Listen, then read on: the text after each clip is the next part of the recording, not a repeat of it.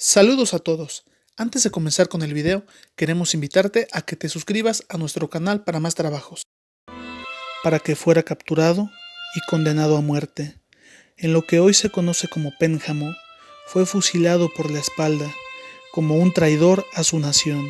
Mina aseguró no ser enemigo de España, sino de su gobierno tiránico.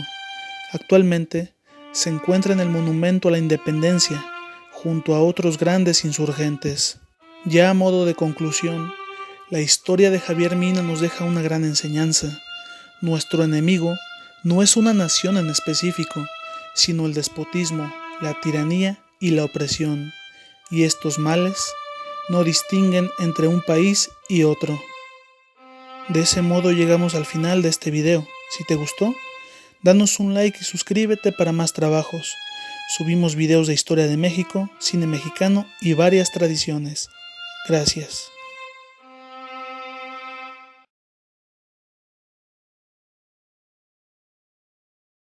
Los llamados conservadores del siglo XIX son un grupo que, con el paso del tiempo, se convirtió en objeto de críticas, lo que no era para menos, debido a que, entre sus filas, marcharon algunos políticos deshonestos, miembros de la Iglesia que solo pensaban en el beneficio propio y varios militares con tendencias golpistas y famosos por su poca tolerancia.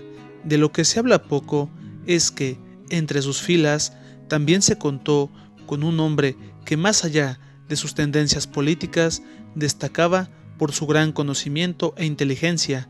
Lamentablemente, desde la perspectiva de muchos, siempre estuvo del lado equivocado de la historia, de modo que, en esta ocasión, Gayo Sócrates te presenta Lucas Alamán, la gran mente del conservadurismo. Nacido en Guanajuato durante 1792, fue descendiente de marqueses y su familia se dedicaba a la minería, desde luego no a trabajar las minas, sino a la gestión de estas. Desde niño se interesó por el oficio de la familia y no pasó mucho para que ingresara a la escuela, siendo un estudiante bastante avanzado. Inclusive se dice que a muy corta edad ya se acercaba a la lectura de obras que incluso eran densas para los adultos. Lamentablemente, su padre partió de este mundo, de modo que Lucas logró sobreponerse a la pérdida. Lo más curioso es que sería otro evento el que lo marcaría de forma definitiva. Durante el mes de enero de 1810, Lucas conoció al sacerdote de Dolores, don Miguel Hidalgo, viejo amigo de su fallecido padre.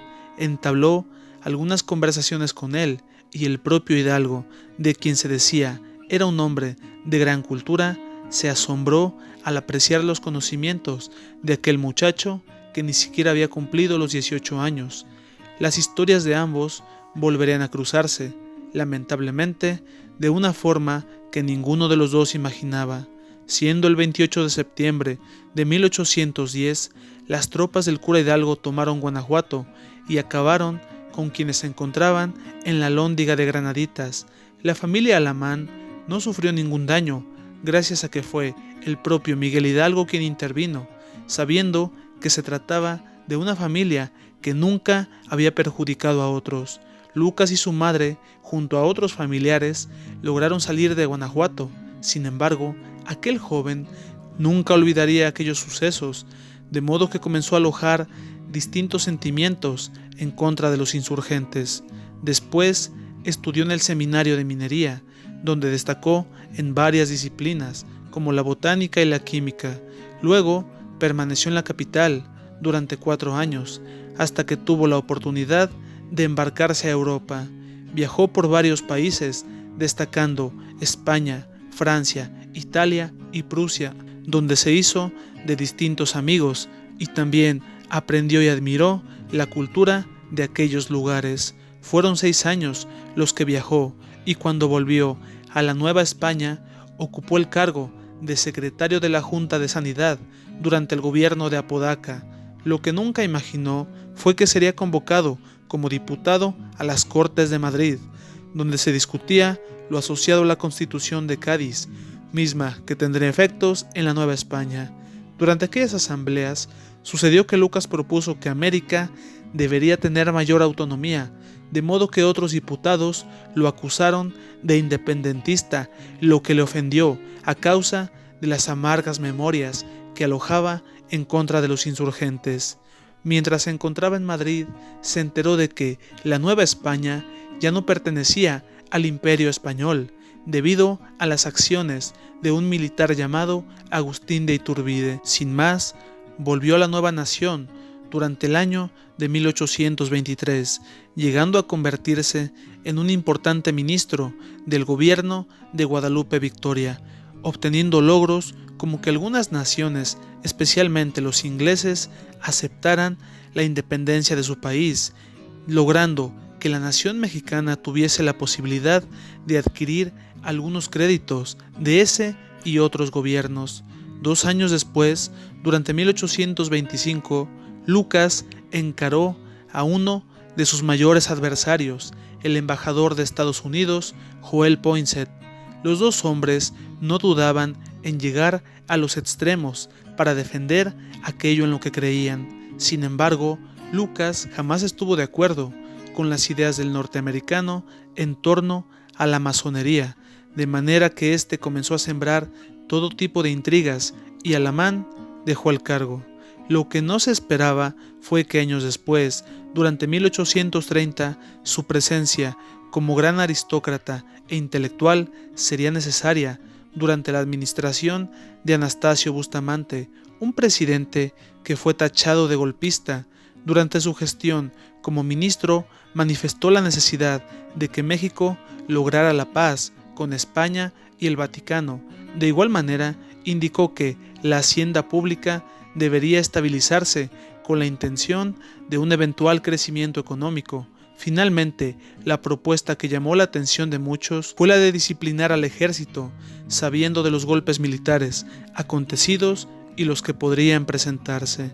Lamentablemente, sus vínculos con el presidente Bustamante ocasionaron que él también fuese acusado de golpista, de manera que tuvo que ocultarse durante los siguientes 3 años. Llegado el año de 1835, fue absuelto por la Suprema Corte. No pasó mucho tiempo para que Lucas, nuevamente laborando como ministro, se percatara de que, en Texas, había cada vez más y más migrantes, los cuales no se apegaban a las leyes mexicanas, destacando lo vinculado a la esclavitud, de modo que Lucas comenzó a tomar medidas para limitar la migración. No pudo evitarlo y en 1836 México perdió la provincia tejana. Durante el año de 1842, mientras Santana ocupaba una de sus muchas presidencias, fue director general de la industria nacional, sin dejar de lado que fue Lucas uno de los pocos hombres que lograban frenar a Santana en sus muchos impulsos sin sentido. Ya para 1844, Lucas comenzó a convertirse en uno de los grandes conservadores de la época.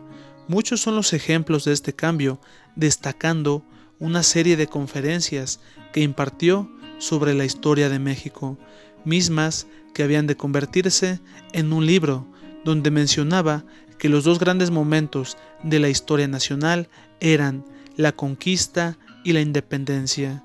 De la conquista decía que había sido un gran beneficio debido a la llegada del catolicismo, sin dejar de lado que expresaba su admiración a Hernán Cortés. De la independencia decía que había sido un proceso necesario, aunque mal manejado, destacando la idea de que la nación independiente debía conservar los antiguos modelos de gobierno. Llegó a decir que la pérdida de los estados del norte durante la lucha contra los norteamericanos había sido porque el país forzó su naturaleza histórica, lo que lo hundió en la inestabilidad. La intención de Alamán no era que México volviese a ser una colonia, sino que mantuviera las instituciones que, según él, evitaron las crisis políticas. Lo anterior fue lo mismo que Lucas le propuso a Santana antes de que volviera del exilio y ocupara la presidencia, jugando el papel del hombre fuerte convertido en dictador.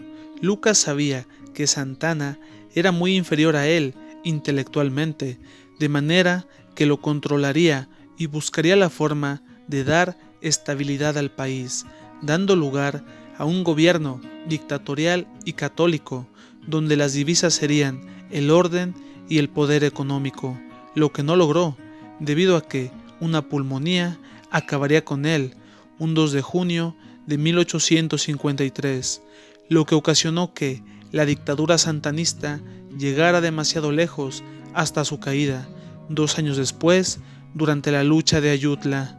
Lo que nunca imaginó fue que otros políticos y militares adoptarían varias de sus ideas y que con el paso del tiempo sería considerado el gran ideólogo del conservadurismo.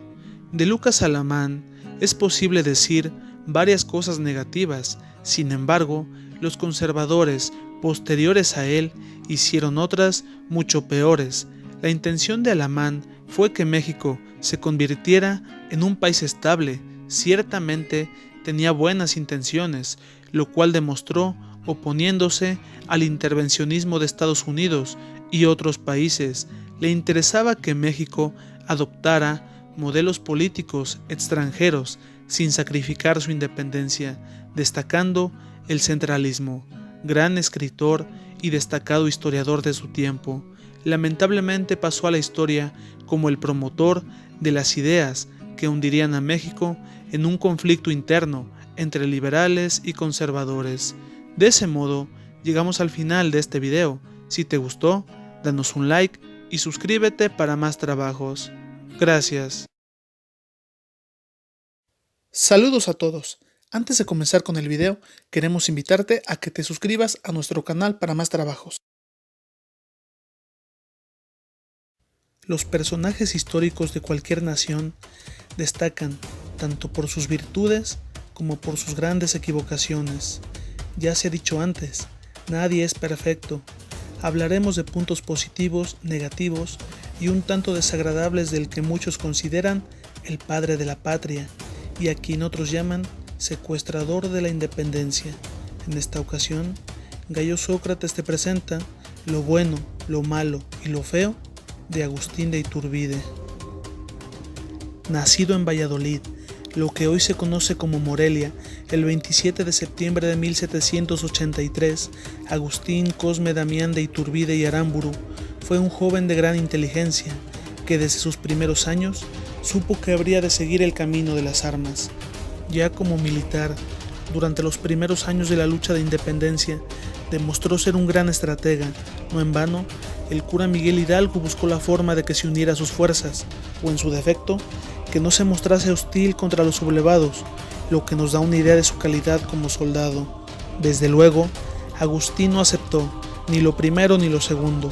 Dijo estar en desacuerdo con los actos violentos propiciados por los insurgentes y se convirtió en un gran obstáculo, al grado que José María Morelos, quien fue otro estratega brillante, consideró a su joven paisano como una verdadera amenaza, sin olvidar que como jefe militar empleó su propio dinero en beneficio de las tropas. Fue, como ya se sabe, el encargado de poner fin a los últimos grupos insurgentes en el sur de la Nueva España, y en lugar de aniquilarlos, buscó la unidad y poco a poco fue sumando más y más hombres al que se convertiría en el ejército de las tres garantías.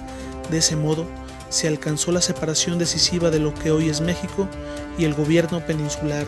No olvidemos también que buscó efectuar ciertos honores a los pioneros de la independencia, pues fue Iturbide quien ordenó a Anastasio Bustamante que se presentase en Guanajuato e hiciera descender los cráneos del cura Hidalgo, Ignacio Allende, Aldama y Jiménez, para que se les diese sagrada sepultura, después de más de 10 años, colgando en jaulas a lo alto de la Lóndiga de Granaditas.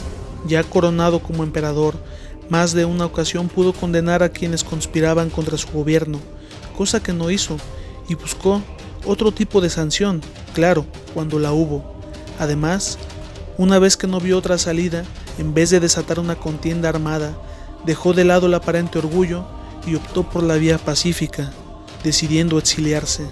Finalmente, es Agustín a quien debemos, en parte, los colores de nuestra bandera. Si bien no fue él el primero que los usó durante la lucha de independencia, sí fue quien hizo destacar los tres colores patrios que hoy todavía se conservan.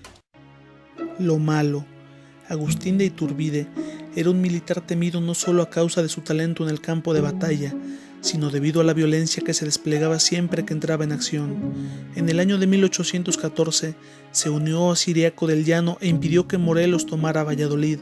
Además, fue causante indirecto de la muerte de Mariano Matamoros, uno de los insurgentes que mayor valor y nobleza mostró durante las campañas, sin olvidar que en el Bajío hizo ejecutar al insurgente Albino García, a quien ordenó fusilar y descuartizar, para de esa forma sembrar el temor y evitar cualquier acción subversiva. Su fama de sanguinario solo está al nivel de la fama que se ganó como oportunista e inmoral, pues siendo oficial del ejército, comenzó a cobrar por protección a quienes trasladaban mercancías valiosas. Muchos dirán que inicialmente él pagaba a las tropas de su propio bolsillo, pero eso no justifica tales actos. Durante 1812, de manera completamente ilegal, obligó a que las esposas e hijas de los insurgentes le indicaran dónde estaban sus maridos y padres, por medio de todo tipo de amenazas, y al ver que éstas callaban, las envió a prisión, donde sufrieron todo tipo de abusos por parte de los celadores, sin dejar de lado que otras murieron a causa del hambre o las condiciones insalubres. Fueron tan graves las acusaciones que en el año de 1816 perdió el mando de sus tropas y se dirigió a la vida privada. Y ahora hablemos de su lado oportunista, pues traicionó a sus superiores y buscó una salida fácil. Siendo apoyado por las altas clases sociales y el clero, ofreció el trono de la naciente nación a un Borbón español, es decir, quiso cambiar una monarquía por otra, lo que nos lleva a pensar de qué sirvieron tantas vidas sacrificadas luego de más de 10 años de lucha armada. Así se convirtió en emperador, que no tardó en disolver el Senado y conformar otro compuesto por sus incondicionales. Lo feo. Luego de algún tiempo en el exilio, Agustín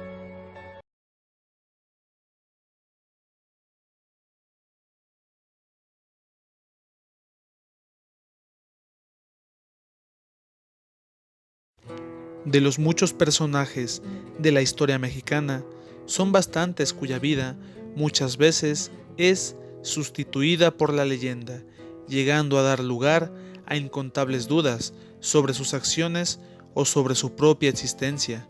Lo anterior sucede sobre todo con aquellos personajes que en poco tiempo ven complementada su historia con acciones espectaculares y memorables, siendo el personaje que protagoniza este video uno de ellos, debido a que su acción más destacada muchas veces ha sido puesta en duda y no queda claro mucho sobre su vida, los hechos o incluso no hay certeza sobre si existió o no.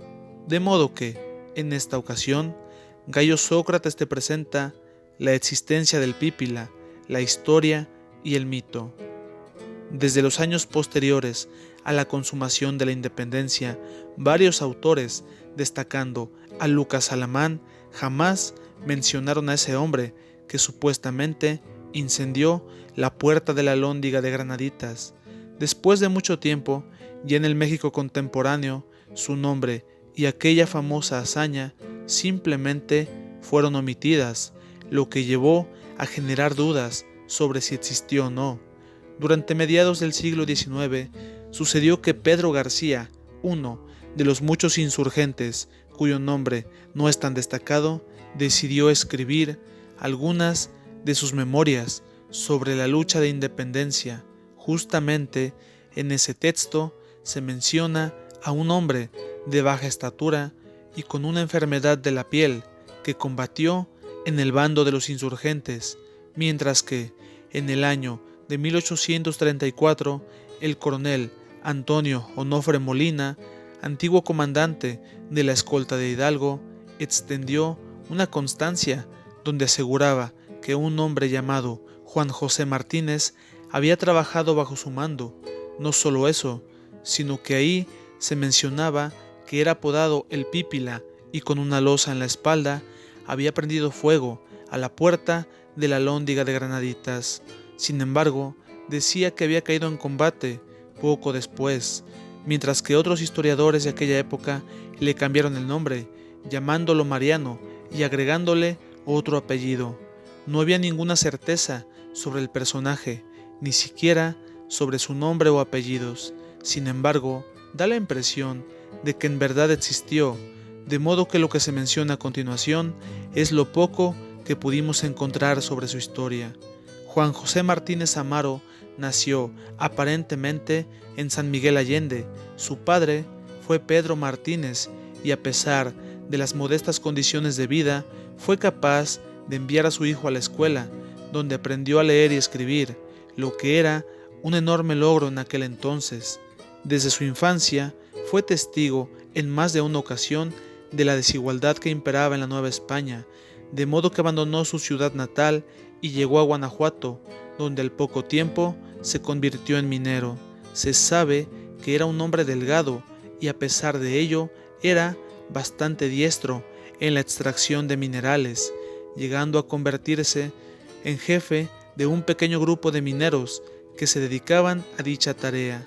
Se ha llegado a creer que ese ascenso se debió no solo a su capacidad, sino a que era de los pocos del grupo que sabían leer y escribir.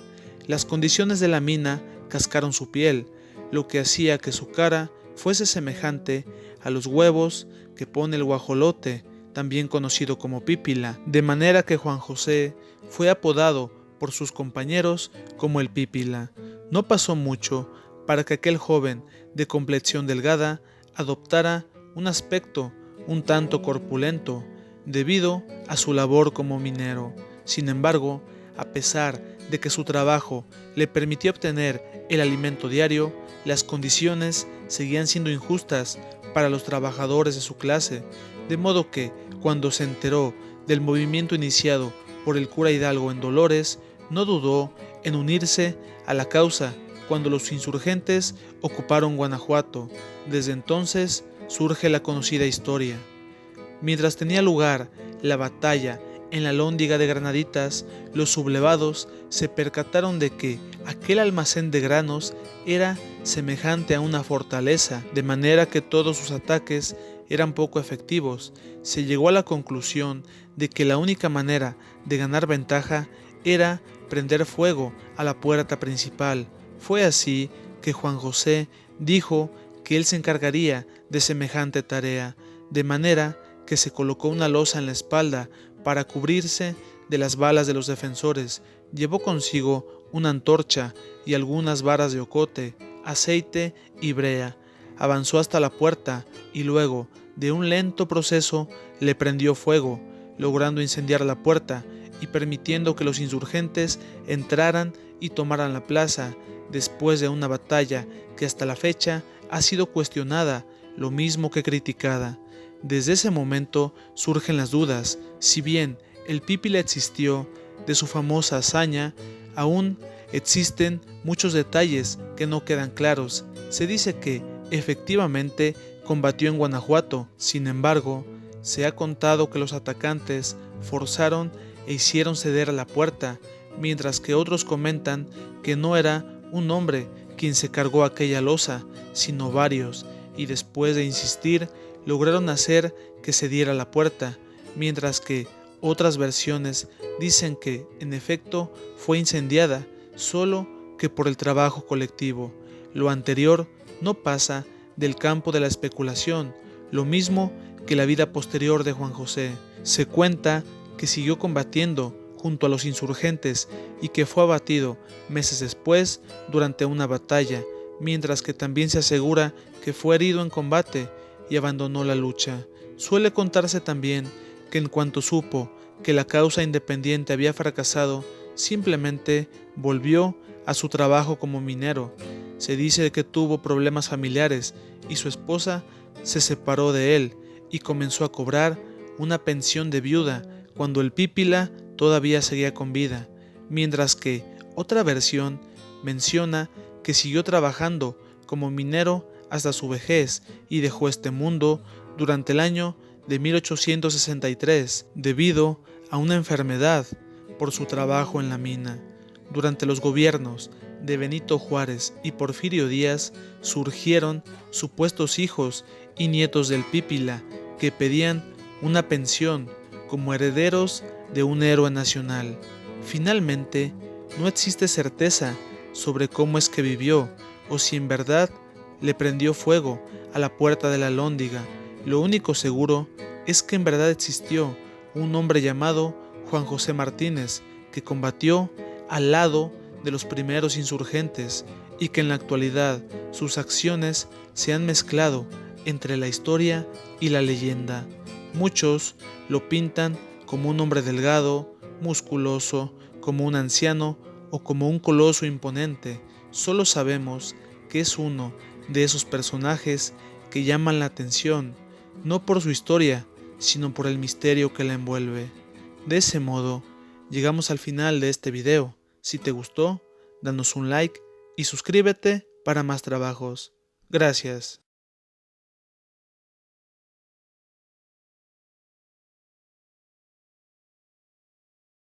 Durante la época actual, ya no es extraño que para efectuar alguna compra en una página de internet baste con alguna transferencia desde cualquier aplicación bancaria. Sin duda, la tecnología ha simplificado bastante estos procesos. De igual manera, se ha vuelto bastante normal que muchas personas no lleven un centavo en su cartera y en lugar de ello empleen alguna tarjeta de crédito o débito. Lo mismo pasa en la mayor parte de empleos, donde al trabajador no se le paga en efectivo, sino que por medio de un depósito es posible que cobre su salario. Bien, los anteriores comentarios nos demuestran que el manejo del dinero se ha simplificado bastante. Sin embargo, a pesar de las innovaciones tecnológicas, los billetes y las monedas siguen siendo de uso cotidiano. Si hablamos de las monedas, sabemos que estas existen desde años antes de la era común y no es extraño que en cualquier país se haya manejado algún tipo de moneda. En nuestro país, desde los años de la colonia, existían monedas de diferente denominación. Lo interesante es saber en qué momento llegaron a México los billetes o el papel moneda, como también se le ha conocido. De modo que, en esta ocasión, Gallo Sócrates te presenta momentos clave del papel moneda en México.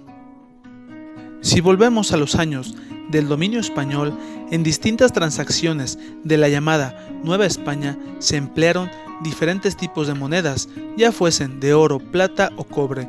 No olvidemos, sobre todo, que nuestro país se ha distinguido por ser un gran productor de plata. Dichas monedas normalmente llevaban grabado algún escudo de armas y era bastante complicado su traslado. Si de anécdotas hablamos, sabemos que durante los primeros movimientos de independencia, las personas que apoyaban al cura Hidalgo y a Ignacio Allende obtenían un salario por sus servicios y dichos pagos se efectuaban en metálico, llevando varios cofres de monedas de un lado para otro, lo que garantizaba el pago de los combatientes. Lamentablemente, aquellas confrontaciones que se extendieron por más de una década ocasionaron cierta crisis económica en la Nueva España y esa crisis se originó sobre todo por el abandono de las minas.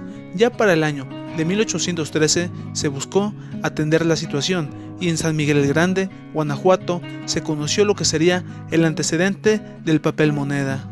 Se trataba de unas peculiares piezas similares al cartón en las que se enunciaba su valor. Lo curioso es que nunca hubo total certeza de cuál era su origen, de manera que fue imposible que se compararan con la moneda oficial, de modo que aquel intento de billete pasó sin pena ni gloria. No olvidemos, además, que no estamos hablando de la nación mexicana, sino de la denominada Nueva España. Ahora bien, si prestamos atención a México como país en proceso de independencia, nos queda claro que la primera emisión oficial de papel moneda sucedió durante el año de 1822, durante el imperio de Agustín de Iturbide. Lamentablemente, dicho imperio nació en condiciones precarias y la hacienda pública casi estaba en quiebra, sin dejar de lado la constante oposición ante aquel modelo de gobierno. Las finanzas estaban por los suelos, de manera que Iturbide y sus allegados tomaron la decisión de atender aquella situación, optando por medidas que, contrario a lo esperado, solo generaron impopularidad. De esto existen varios ejemplos, como cuando el imperio embargó a varios particulares de Perote un cargamento de plata, lo que equivalía a más de 1 millón de pesos de aquel entonces. Al comprobar que la economía no mostraba avances, finalmente, los últimos días de 1822 se tomó la decisión de emitir sin mayor autorización la cantidad de 4 millones de pesos en papel moneda con la esperanza de combatir la crisis, de modo que aquella fue la primera vez que en México se emplearon los billetes de forma oficial, aunque la medida fue desastrosa. No podemos dejar de lado que, por decreto, se obligó a las personas a que una tercera parte de sus transacciones se llevaran a cabo usando el papel moneda, aunque los ciudadanos de aquel entonces estaban habituados a pagar en metálico y sentían desconfianza ante aquellos trozos de papel que ni siquiera estaban elaborados con algún material valioso. Debido a lo anterior, muchos comerciantes aumentaron sus precios para obtener más metálico y no limitarse a aceptar aquellos billetes que el colectivo consideraba como objetos sin mayor valor. Fue que la situación económica empeoró, los trabajadores ganaban menos y los precios se elevaron. Nos queda claro que el uso de los billetes en México tuvo el peor inicio. Fue hasta finales de 1823 que el billete imperial no circuló más. Los gobiernos posteriores al primer imperio intentaron emitir billetes en más de una ocasión y tuvo lugar la misma historia. Nuevamente, un imperio, esta vez a cargo de Maximiliano, se propuso la emisión de nuevos billetes, aunque no sería el gobierno quien hiciera el trabajo, sino bancos privados, y su uso sería voluntario. Las cosas cambiaron bastante y su aceptación se vio incrementada, debido a que era una forma de pago mucho más práctica, aunque por ningún motivo superó a las monedas de la época. Desde entonces, la situación del billete mexicano comenzó a mejorar, especialmente durante el Porfiriato, donde todos los estados contaban, por lo menos, con un banco privado que imprimía el papel moneda. Inclusive, durante los festejos del centenario de la independencia en 1910, se emitieron algunas ediciones especiales para conmemorar un evento tan significativo, aunque nadie se imaginaba los eventos que tendrían lugar poco después. Durante el gobierno de Victoriano Huerta se ordenó que los bancos emitieran una cantidad excesiva de billetes, es decir, nuevamente, como en tiempos de Iturbide, el gobierno se encargaría de la producción del papel moneda y nuevamente la crisis tuvo lugar. Aunado a lo anterior, los diferentes grupos de oposición, llámense constitucionalistas o villistas, comenzaron a imprimir sus propios billetes, que fueron llamados bilimbiques. Del nombre de estos billetes existen algunas historias, aunque solo son supuestos. Una de ellas dice que los primeros billetes elaborados en Estados Unidos llevaban impresa la leyenda Bill of Bank, que se adaptó al español. La segunda historia nos cuenta que en Durango había una hacienda administrada por un hombre llamado William Bike, a quien llamaban Bill, es decir, Bill Bike, y este hombre pagaba a sus trabajadores con dinero que él mismo mandaba imprimir a modo de vales que eran canjeados en la tienda de la propia hacienda. Naturalmente, del nombre Bill Bike derivó la palabra bilimbique, aunque insistimos, seguramente ambas anécdotas no pasan de ser leyendas urbanas. Lo único seguro es que los caudillos comenzaron a emitir sus propios billetes, exigiendo préstamos forzosos en oro y plata a los hacendados y pagando puntualmente con los bilimbiques que se emitían por millones y, sobra decirlo, no valían más que el papel del que estaban hechos. Nos parece muy interesante que, a pesar de su antigüedad, en el mundo de la numismática no son tan costosos debido a que abundaron y no son piezas de gran interés para los coleccionistas. Fue así que existieron billetes constitucionalistas, villistas y convencionistas, solo por mencionar algunos, sin olvidar que se devaluaban constantemente. Ya en el gobierno constitucionalista se buscó legitimar el papel moneda, dejando fuera de circulación los bilimbiques que todavía deambulaban en el mercado. Durante 1925, en el gobierno de Plutarco Elías Calles, el Banco de México comenzó sus funciones, entre las que destacaban la emisión de un nuevo papel moneda de mejor calidad y difícil de falsificar. La denominación era de 5, 10, 20, 50, 500 y 1000 pesos. En el gobierno de Lázaro Cárdenas, a partir de 1936, se emitieron nuevos billetes, esta vez con la imagen de personajes históricos destacados como Josefa Ortiz de Domínguez, Ignacio Allende, Morelos, Hidalgo o Francisco I. Madero. De ahí hasta finales de la década de 1960, a dichos billetes se agregaron la imagen de Lázaro Cárdenas, los Niños Héroes, Plutarco Elías Calles y Sor Juana Inés de la Cruz. De ese modo, el uso del papel moneda se volvió bastante común y hasta la fecha sigue empleándose para diversas transacciones.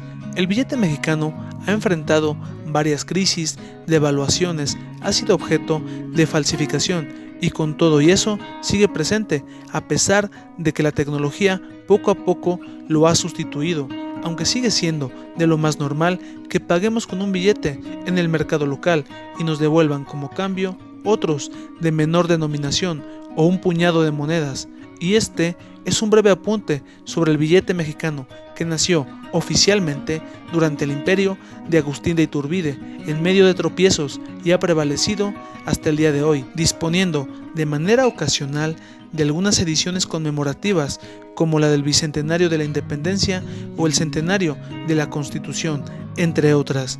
¿Ya conocías esta historia? De ese modo, llegamos al final de este video. Si te gustó, danos un like y suscríbete para más trabajos. Gracias.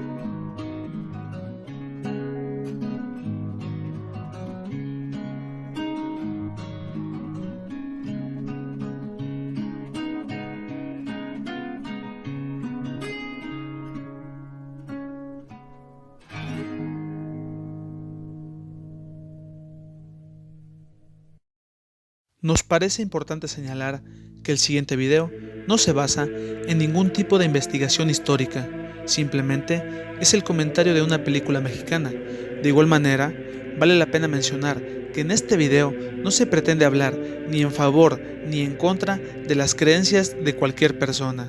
Gracias. La independencia de México es un episodio ampliamente documentado en libros de historia, lo mismo que ha sido interpretado en varias novelas históricas y hasta series de televisión. Naturalmente, el cine no podía ser la excepción y existen varias películas que nos cuentan este episodio. Sin embargo, existe una película un tanto peculiar debido a su historia y la forma de contarla, de modo que, en esta ocasión, Gayo Sócrates te presenta La Virgen que forjó una patria, una interpretación de la independencia. Durante los primeros años de 1940, la situación internacional era bastante tensa, sobre todo en Europa, siendo el 13 de mayo de 1942, sucedió que un buque petrolero mexicano fue inutilizado por un submarino alemán. Dicho acontecimiento ocasionó que el presidente mexicano, Manuel Ávila Camacho, declarara que la neutralidad de México en el conflicto internacional llegaba a su fin y que la nación mexicana se declaraba oficialmente opositora a Alemania. Lo anterior ocasionó efectos al interior de México, dando lugar a un elevado sentimiento de patriotismo, y el cine fue uno de los medios para mantener la unidad entre los mexicanos. Durante esa época se filmaron distintas películas, siendo una de ellas La Virgen que forjó una patria, dirigida por Julio Bracho y con la fotografía de Gabriel Figueroa. La historia comienza durante el mes de septiembre de 1910 en Querétaro, mientras tiene lugar una de las tertulias en las que participaban Miguel Hidalgo, Ignacio Allende, Aldama y Josefa Ortiz de Domínguez. Nos es posible apreciar que el cura Hidalgo se muestra como una persona tranquila y con buen humor que aprovecha cualquier momento de las tertulias para hablar sobre la conspiración y la lucha que habrá de poner fin al yugo español. Se llega al acuerdo de que la lucha comenzará a finales de mes, durante la fiesta de San Miguel. Los participantes se declaran a favor, mientras que el cura Hidalgo considera que el símbolo que abanderará la causa será la Virgen de Guadalupe, un símbolo de unión y madre de todos los que han nacido en ese mismo suelo. Lamentablemente, uno de los soldados que fueron sobornados por el cura delata a los conspiradores ante el intendente de Guanajuato, quien ordena que Allende, Aldama e Hidalgo sean detenidos a la brevedad. La noticia llega a oídos de Allende, que cabalga hasta Dolores para informar al sacerdote, aunque, contrario a lo que Allende supone, Miguel Hidalgo se muestra bastante tranquilo y dice que vale la pena esperar y descansar para tomar una decisión sensata. Mientras esperan, el padre Hidalgo invita a Allende a pasar a la biblioteca y le dice que ellos serán parte de la causa, aunque nunca verán el final de la misma, y que sus nombres serán parte de la historia, una historia que está dispuesto a contarle.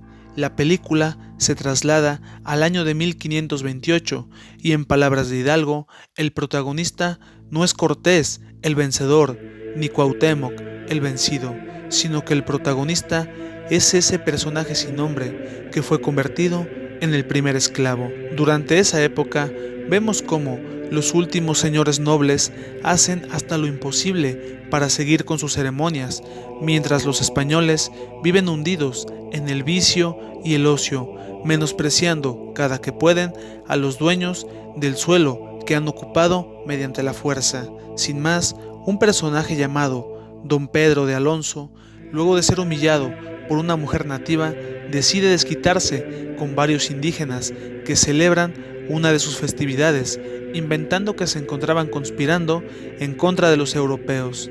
Mientras se entregan a todo tipo de agresiones, las víctimas son defendidas por un hombre llamado Fray Martín, quien se niega a que los lugareños sean tratados como bestias y protesta en contra de Pedro de Alonso ante sus superiores. La bondad de Fray Martín impresiona a un joven tejedor que a partir de entonces comienza a seguirlo, valorando sus enseñanzas.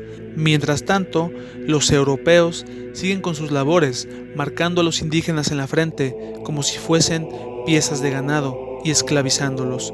Sucede que Fray Martín visita al joven tejedor, con quien entabla amistad, y lo bautiza con el nombre de Juan Diego.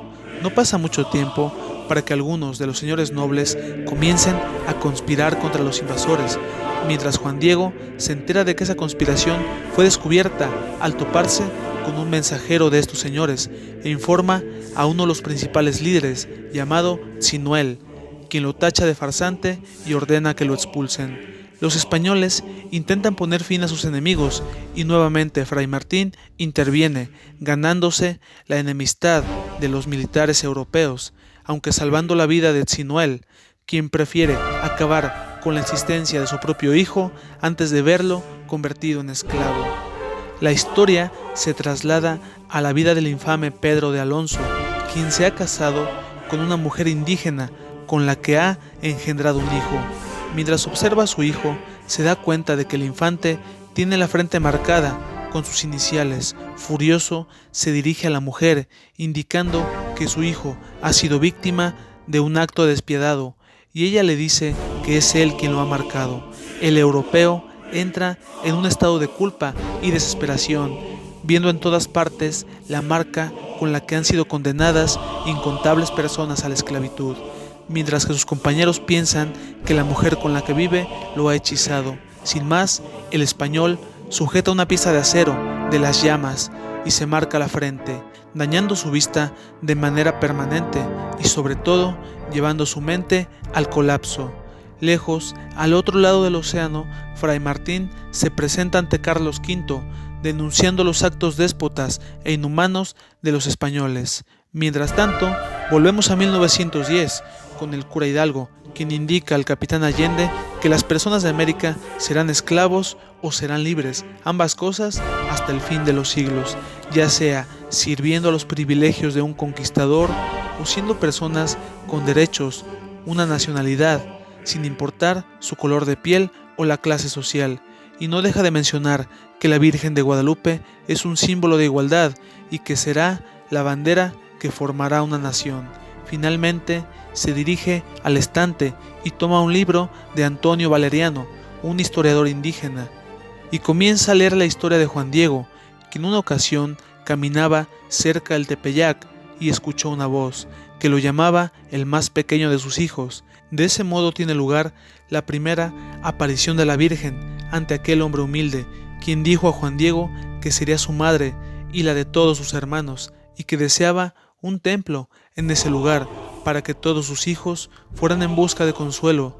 La misión de Juan Diego era llevar el mensaje al obispo, quien se extraña al saber que la piel de la Virgen no era blanca, sino morena, como la de Juan Diego y los suyos. El tejedor se marcha y el obispo y sus allegados suponen que es una fantasía la aparición de aquella joven de piel morena, juzgando que Juan Diego es una persona inocente lo mismo que ingenua.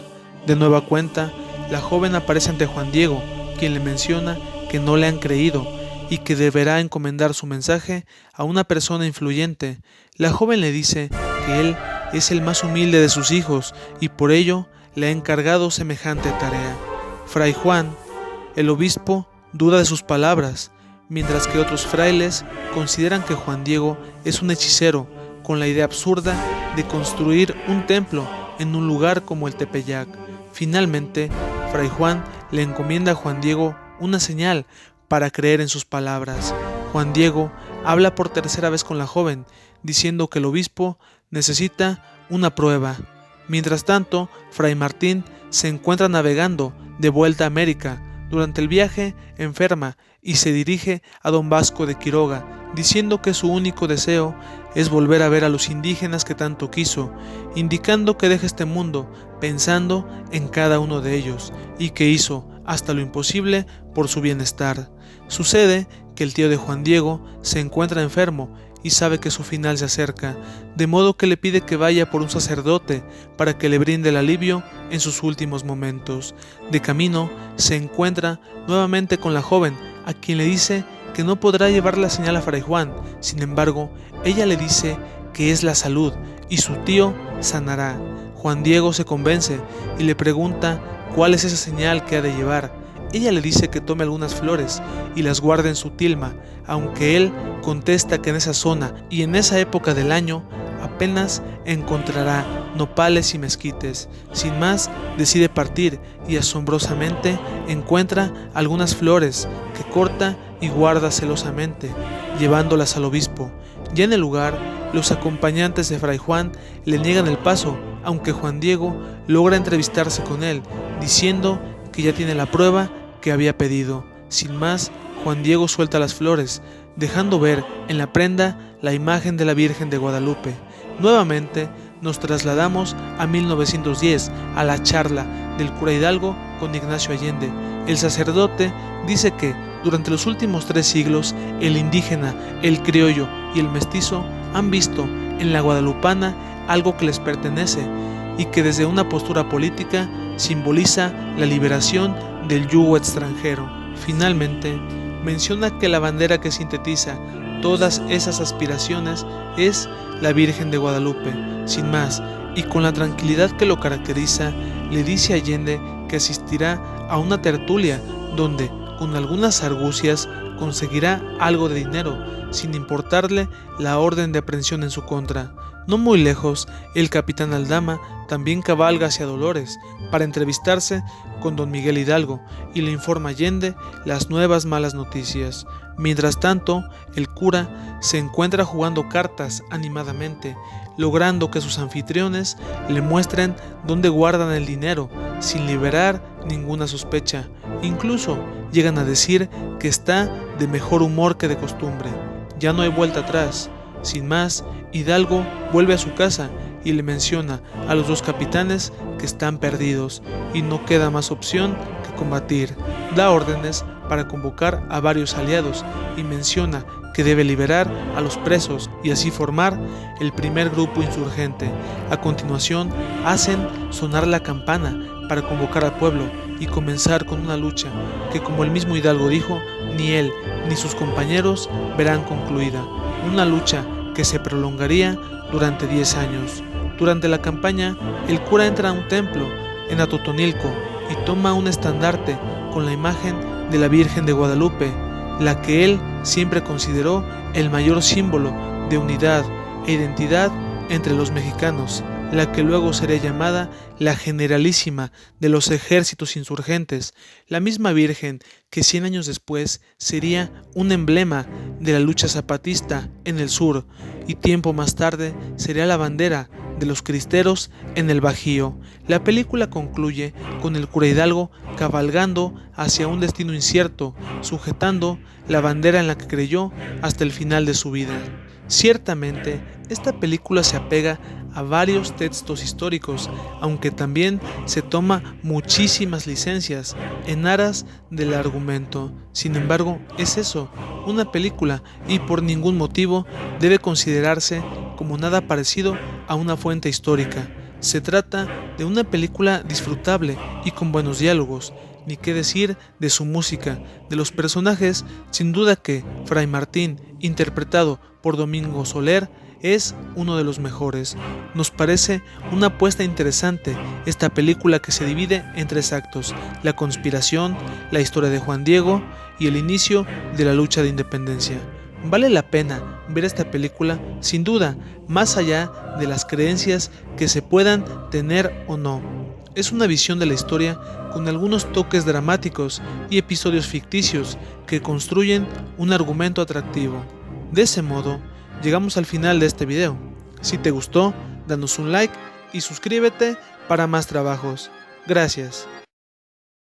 Varias obras del cine y la literatura nos han sabido dibujar al héroe o gran ideal de personaje de distintas formas, ya sea como una persona valiente o hábil, lo mismo que como un gran jinete. Sucede que las personas que montan a caballo en el mundo de la ficción suelen lucir imponentes y fuertes. Nos parece importante señalar que hablamos de obras ficticias. Sin embargo, sucede algo muy similar en la historia mexicana, debido a que en nuestro país existieron jinetes con gran habilidad que fueron inmortalizados en cuadros o estatuas montando a caballo. Vamos a conocer algunos de ellos. De modo que, en esta ocasión, Gallo Sócrates te presenta grandes jinetes en la historia de México. Si hablamos de Ignacio Allende, sin duda hacemos alusión no solo a un gran militar de los últimos años de la Nueva España, sino que estamos hablando de uno de los grandes pioneros de la independencia de México. De lo que se habla poco es de que Allende fue un gran aficionado a los toros y sobre todo a montar a caballo. Durante los espectáculos taurinos, en más de una ocasión se lució con sus grandes dotes ecuestres, sin dejar de lado que se cuenta que cuando la conspiración fue descubierta, se vio en la necesidad de cabalgar largamente y así informar de lo sucedido al cura Hidalgo, sin olvidar que algunas de las grandes batallas las libró y las dirigió montando a caballo. Lamentablemente, su vida terminó cuando todavía no pasaba un año del inicio de aquella prometedora lucha. Muchos lo consideran el verdadero padre de la patria y creador de la identidad nacional, mientras que otros lo han tachado de oportunista y traidor. Desde luego, el anterior debate no es el tema del presente video. Lo único que podemos afirmar es que Agustín de Iturbide fue un gran jinete desde sus primeros años combatiendo a los insurgentes. Se dice inclusive que una ocasión asaltó el campamento de José María Morelos montando a caballo y generó un gran caos. Lo mismo se dice de sus campañas para negociar con los sublevados del sur. Ni qué decir que cuando entró de manera triunfal al frente de su ejército, también lo hizo montando a caballo. Se cuenta que, luego de volver a México del exilio, los hombres que lo capturaron lograron identificarlo a causa de que nunca habían visto a un jinete tan hábil. Digamos que su pericia para cabalgar fue lo que lo delató ante sus captores. Son muchas las cosas cuestionables de su historia. De lo que no hay duda es de su gran capacidad para montar a caballo. Justo como sucede con Iturbide, la historia de Porfirio Díaz es también motivo de controversia. De igual manera, lo único incuestionable es su gran talento como jinete, sobre todo porque desde los 25 años ya combatía montando a caballo en contra del gobierno dictatorial de Antonio López de Santa Anna. Lo mismo sucedió en sus combates contra los conservadores durante la batalla de Puebla y las grandes campañas de Oriente contra el Segundo Imperio y los combates contra el gobierno de Juárez y Lerdo de Tejada. Durante su vejez Fue famoso por montar a caballo, siendo el protagonista de la primera película mexicana, la cual precisamente lleva por título El presidente paseando a caballo en el bosque de Chapultepec. Mariano Escobedo fue uno de los grandes liberales del siglo XIX, muy buen estratega y soldado valiente. Lo que no podemos omitir es su gran habilidad montando a caballo, debido a que varias de las grandes contiendas contra los conservadores y los franceses las libró sobre la silla de montar, dirigiendo a sus tropas o encarando directamente a sus adversarios. Suele decirse, como dato curioso, que con frecuencia bebía y cuando se encontraba en estado de ebriedad, su caballo ya sabía los caminos para volver a su hogar en tiempos de paz. No suele esperarse mucho de Francisco I. Madero en este ámbito, debido a que su apariencia no era precisamente imponente como la de los personajes de los que ya hemos hablado. De hecho, durante 1911 sucedió que Pancho Villa vio que a Madero lo ayudaban a montar a caballo, dando la imagen de un burgués o un catrín que dependía de otros. Lo que Pancho Villa no sabía era que Madero se encontraba lastimado de una mano y por eso necesitaba apoyo para ocupar la montura. Después de algún tiempo, Francisco I. Madero dejó ver que era un jinete muy talentoso, debido a que desde su juventud aprendió a montar, conociendo las grandes técnicas de equitación. Sus últimos días, durante la Marcha de la Lealtad, montó a caballo, acompañado de su Estado Mayor, mismo caballo que, cuando dejó este mundo, fue vendido por su familia para los gastos de su funeral. Francisco Villa fue un jinete tan talentoso que se le conoció como el Centauro del Norte. Nunca aprendió técnicas para montar, sino que su principal escuela fue la experiencia misma. Durante sus años como bandolero ya era bastante hábil, sobre todo cuando cometía un atraco o al momento de la fuga. Buena parte de la toma de Ciudad Juárez la libró montando a caballo, sin dejar de lado las grandes campañas del norte durante 1913 y 1914. De igual manera, entró a la capital en un corcel y tiempo después se hizo de una yegua a la que llamó las 7 leguas, misma que le permitió salvarse de una emboscada federal. Durante 1916, después de haber sido herido en una pierna durante un encuentro contra los federales, fue incapaz de montar, de manera que se aisló al saber que, si no se apoyaba en el caballo, no sería el mismo combatiente. Desde luego, las fotografías de Pancho Villa a caballo son muy comunes, lo que nos deja en claro que siempre fue un jinete destacado.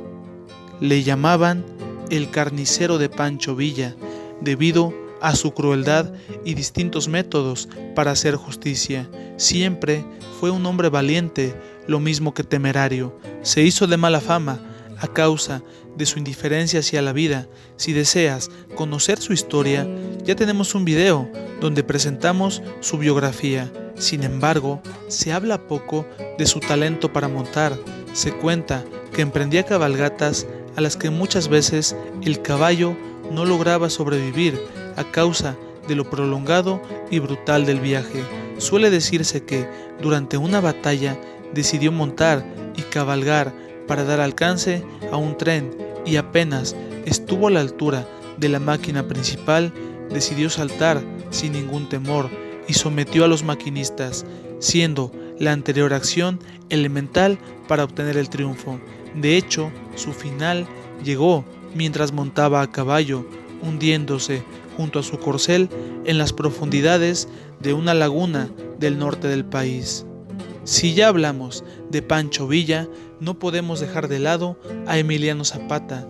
Desde que era un joven campesino, ya era un jinete con grandes dotes.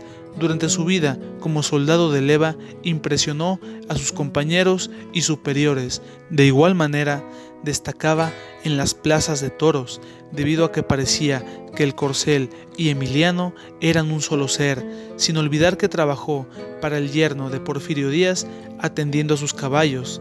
Durante 1911 se une a la causa maderista y ocupa varias zonas del sur, dirigiendo a sus compañeros montando a caballo. Las grandes contiendas contra Victoriano Huerta fueron otra gran oportunidad para mostrar su habilidad como jinete. De igual manera, entró junto a Pancho Villa en la Ciudad de México montando a caballo en un desfile donde los dos grandes generales lucían imponentes luego del aparente triunfo de la lucha del pueblo. Y no es posible omitir la mención de que Emiliano Zapata fue emboscado en la hacienda de Chinameca, a la que justamente entró cabalgando, lleno de dudas, aunque con la esperanza de continuar la lucha contra aquel gobierno que consideraba injusto.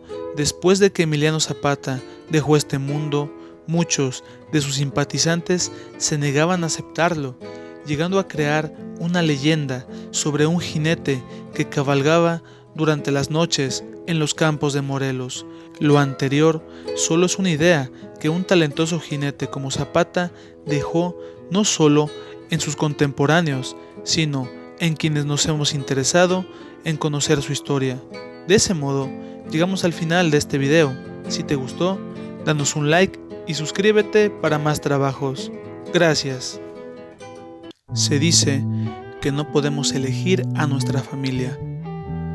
Nos ha sido asignada por la propia naturaleza o las circunstancias.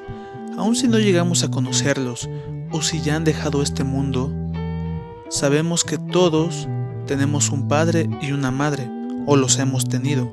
Sin embargo, no todos llegan a tener algo tan aparentemente ordinario como un hermano.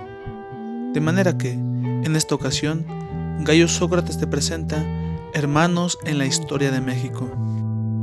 Desde antes de que los españoles pisaran lo que hoy es el suelo mexicano, ya se hablaba del gran poder del descendiente del señor Atzayacatl. Sin duda, hablamos del emperador Moctezuma, uno de los últimos tlatoanis, antes de que los hombres comandados por Hernán Cortés fijaran alianzas que pondrían fin a tan poderoso imperio. Si hablamos del gobierno de Moctezuma, nos es inevitable entrar en controversias, sobre todo debido a que se habla de abusos contra las otras poblaciones, intervención y exigencia de tributos, sin dejar de lado que Moctezuma era tan severo que ni siquiera era permitido a muchos de sus súbditos el verlo a los ojos. Muchos aseguran que la llegada de los españoles fue un alivio para aquellos pueblos, mientras otros están seguros de que la conquista o invasión española, como varios la denominan, fue un episodio que puso fin a una dinastía gloriosa que tenía el don de los antiguos dioses. De una u otra forma, con la llegada de Cortés, el poder del señor Moctezuma se vio poco a poco menguado, debido a que daba la impresión de que los españoles comenzaban a manipularlo a su antojo. De entre sus allegados, muy pocos cuestionaron sus actos durante la estancia de los españoles en la gran ciudad, salvo uno, su hermano Cuitláhuac, quien jamás confió en aquellos hombres barbados que supuestamente habían llegado desde el otro extremo del mar. Luego de la caída de Moctezuma, fue Cuitláhuac quien se encargó de liderar a los fieros combatientes con la finalidad de expulsar a los españoles. Inclusive lideró una de las victorias más célebres, la acontecida el 30 de junio de 1520, que con el paso del tiempo fue conocida como la Noche Triste, echando a Cortés y sus aliados de la gran ciudad, haciendo que las huestes españolas bajaran de las monturas para conocer el filo de la obsidiana. Sin embargo, aquella victoria fue breve y al poco los españoles entablaron nuevas alianzas, desequilibrando la contienda. Lamentablemente, el final de Cuitláhuac no tuvo lugar en el campo de batalla. Fue la viruela la que poco a poco lo debilitó y en un corto lapso acabó con su existencia. De esa manera, dos hermanos gobernantes no fueron testigos de la caída definitiva de su glorioso imperio. Durante las últimas décadas de lo que se conocería como la Nueva España, surgieron distintas voces que buscaban una nación diferente. Se sabe que durante 1808 tuvo lugar un primer intento de independencia, no con la finalidad de que México pusiera fin a sus lazos con España, sino para que Napoleón, el hombre que se había hecho con buena parte del dominio español, no afrancesara la joya más brillante de la corona de dicho gobierno. Después de un tiempo, surge otro nombre destacado, el de un sacerdote conocido como Miguel Hidalgo. Desde muy joven, Miguel fue astuto como pocos, devoto de su fe y también un hombre con grandes conocimientos de teología, lenguas, literatura y filosofía, sin dejar de lado su gran carisma y personalidad atrayente. Fue un personaje contradictorio, si bien le gustaba vivir con cierta comodidad y algo de lujo, igualmente se acercaba a las personas humildes, siempre los vio como sus iguales, educándolos y enseñándoles oficios. Su nombre cobró gran peso desde septiembre de 1810, durante la época que lideró el movimiento de independencia. Se sabe que se acompañó de otras personas, como Ignacio Allende, Aldama o Abasolo. Sin embargo, aquellos eran compañeros de lucha, y en aquella difícil contienda se apoyó de alguien más cercano, Mariano Hidalgo, su hermano. Mariano era un muchacho que, cuando perdió a su padre, fue cuidado en todo momento por Miguel, su hermano mayor. Aprendió las técnicas del cirujano, pero lo que en verdad le apasionaba eran las tareas del campo, de manera que comenzó a labrar la propiedad de su querido hermano, a quien no solo estimaba por el lazo familiar, sino que además admiraba debido a su labor sacerdotal y sus vastos conocimientos. Fue de los primeros en unirse al movimiento de independencia, apoyando moralmente a Miguel en los momentos difíciles y convirtiéndose en tesorero del ejército insurgente. Nunca le dio la espalda a su hermano, ni siquiera cuando fue destituido del nombramiento de generalísimo. Lo acompañó inclusive cuando fue detenido. No se comprobó ningún cargo, debido a que no ostentaba grado militar. De igual manera, se le sentenció la pena máxima por el hecho de haber sido tesorero de los sublevados, y se agregó otra culpa más que injustificada, la de haber sido hermano de líderes del movimiento de independencia. Fue fusilado el 6 de junio de 1811, un mes antes que su hermano mayor, quien lloró la pérdida del siempre confiable Mariano. Ya para el 30 de julio, Miguel también enfrentaría el paredón. La anterior es una historia de cómo los lazos de hermandad se conservan aún en las situaciones más críticas. Durante 1910 se hablaba de un movimiento armado al que Francisco I. Madero había convocado a la población, un movimiento que pondría fin al largo gobierno de Porfirio Díaz. La lucha se había programado para dar inicio el 20 de noviembre de ese año. Lamentablemente, en Puebla se presentó un incidente que se convirtió en un adelanto de lo que vendría. De entre los simpatizantes de Francisco I. Madero destaca la familia Cerdán y, para mayor precisión, los hermanos Cerdán Alatriste, Natalia, Carmen, Aquiles y Máximo. Desde muy pequeños perdieron a su padre y su madre en todo momento buscó lo mejor para ellos. Se sabe que con grandes sacrificios dio educación a sus hijos, haciendo todo lo imposible para que adquirieran la lectura y escritura, que eran de las mayores necesidades para la ciudadanía que aspiraba a algo mejor.